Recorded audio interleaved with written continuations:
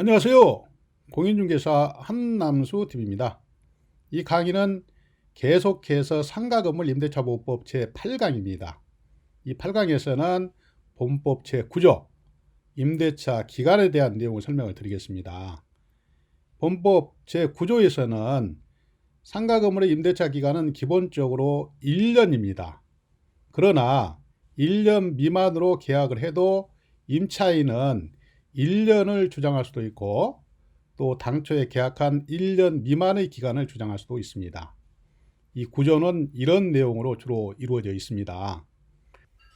또 계약갱신에 대한 내용도 상당히 중요합니다만은 이 계약갱신에 대한 내용은 별도의 강의에서 다루겠습니다. 끝까지 시청하시고 구독과 좋아요 버튼 꼭 부탁드리겠습니다. 다음과 같은 목차로 설명을 드리겠습니다. 임대차 기간을 명시하고 있는 상가건물 임대차 보호법 제9조 법 규정을 살펴보고요.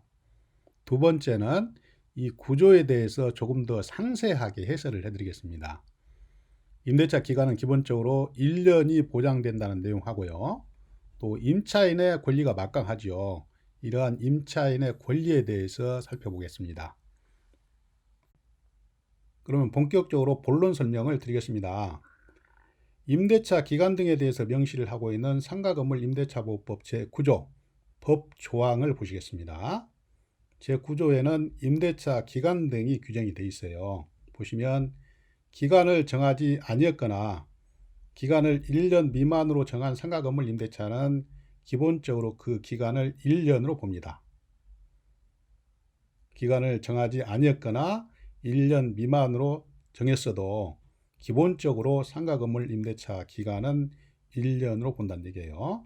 다만 임차인은 1년 미만으로 정한 기간이 유효함을 주장할 수 있습니다. 예를 들면 처음에 임대차 계약을 체결할 때 6개월로 계약을 했다. 그러면 임차인은 6개월을 주장할 수도 있고 또 이 법에서 규정하고 있는 기본 기간 1년을 주장할 수도 있다 이런 얘기예요. 내용 잘 아시겠죠? 두 번째는 임대차가 종료한 경우에도 임차인이 보증금을 돌려받지 못했을 경우에는 돌려받을 때까지 임대차 관계는 존속하는 것으로 본다. 어렵지 않은 내용이죠.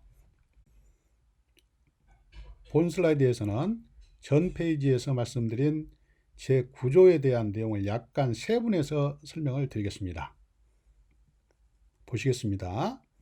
이 법은 임대차 기간의 약정이 없거나 1년 미만으로 정한 경우에는 임차인을 보호하기 위해서 그 기간을 최저 1년 보장을 해줍니다. 임대차 기간이 없거나 또 6개월로 약정을 했다 하더라도 임차인을 보호하기 위해서 1년 보장을 해준다는 얘기예요. 물론 임차인은 6개월의 기간을 주장할 수도 있죠. 그 내용은 잘 알고 계시죠? 다음 두 번째 해설입니다.